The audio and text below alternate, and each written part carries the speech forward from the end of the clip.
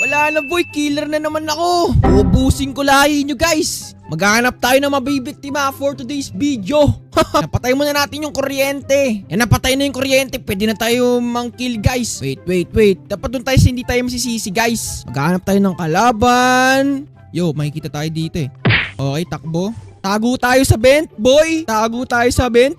May tao dyan. Tao ba? Okay, safe. Alright. Wala pong nakakita mga kaibigan. Nakaisa na kaagad tayo, okay? Maghanap tayo na mag-isa lang. Ayun, nakahanap na sila ng body. Hold nyo si Six. Palit ulo kami ni Six. Si Six. Nandun siya sa may study. Pinatay siya sa may labas. Tapos nag-bench siya papuntang ER. Nandun kasi ako sa security room.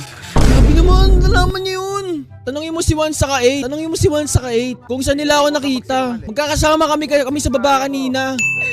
Nice one! Number 9, lagot ka sa akin. Number 9. Ako yung pinupuntirya mo kanina. Ngayon, lagot ka